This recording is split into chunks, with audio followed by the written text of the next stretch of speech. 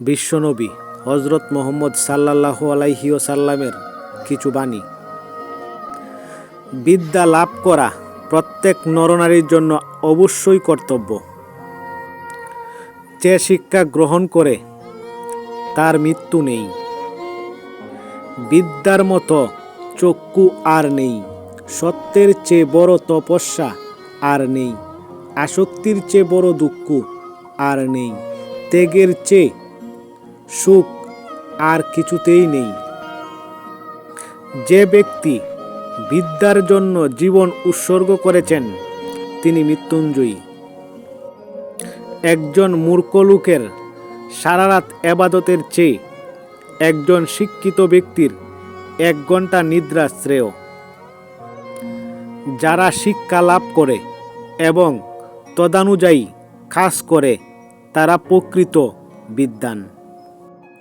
যে ব্যক্তি বিদ্যা অনশনে ঘরের বাইরে বের হয় সে ফিরে না আসা পর্যন্ত আল্লাহর পথে থাকে। যে শিক্ষিত ব্যক্তিকে সম্মান করে সে আমাকে সম্মান করে। বাণীতে হজরত মুহাম্মদ সাল্লাল্লাহু আলাইহি ওয়াসাল্লাম। যে ব্যক্তি জ্ঞানীদের সম্মুখীন হওয়ার জন্য কিংবা মূর্খদের সঙ্গে তর্ক করার জন্য অথবা লোকের দৃষ্টি আকর্ষণের আশায় শিক্ষা লাভ করতে চায় আল্লাহ তাকে দুজকের আগুনে নিক্ষেপ করবেন। যে ব্যক্তি কোনো বিদ্যার্থীকে সাহায্য করে এবং সে সাহায্য যদি একটা ভাঙ্গা কলম বা একটি কাগজ দ্বারাও হয় তবে সে কাবা গৃহ 70 বার নির্মাণ করে দেওয়ার সওয়াব বা পুণ্য লাভ করবে। বিদ্যা অর্জন করু, কারণ যে ব্যক্তি আল্লাহর পথে বিদ্যা অর্জন করে সে ধর্মকর্ম করছে।